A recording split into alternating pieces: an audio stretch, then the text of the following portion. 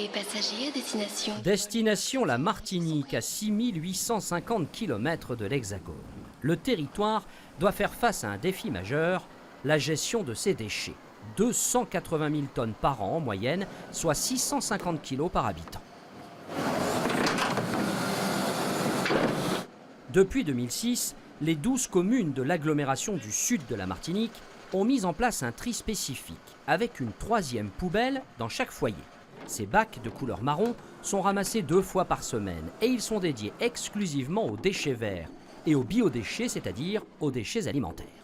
En général, ce sont des déchets qui génèrent des désordres dans les décharges, qui créent une production de biogaz et aussi des départs de feu. Sur le territoire de l'espace sud, on va bientôt atteindre les 50 000 foyers.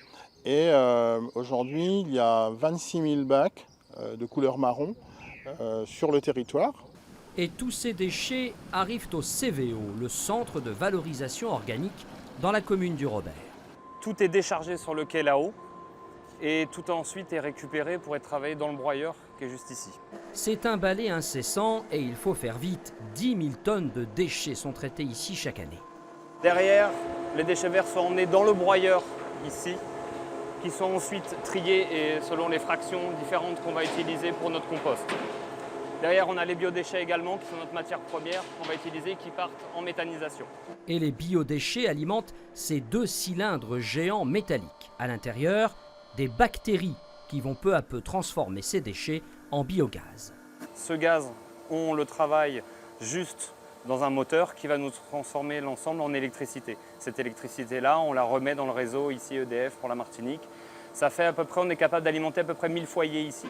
Quant aux déchets verts, après broyage, ils se dégradent progressivement en compost. 20 000 tonnes produites par an. Du compost qui va permettre aux agriculteurs d'utiliser ce compost, parce que c'est un compost de très haute qualité. Ils vont utiliser ce compost pour pouvoir faire des légumes, des tubercules, etc., de manière à ce que ça revienne dans le circuit. Voilà un exemple réussi d'économie circulaire. Car ces fruits et ces légumes, on les retrouve dans les assiettes des écoliers. Une coopérative agricole fournit l'ensemble des cantines de l'agglomération sud.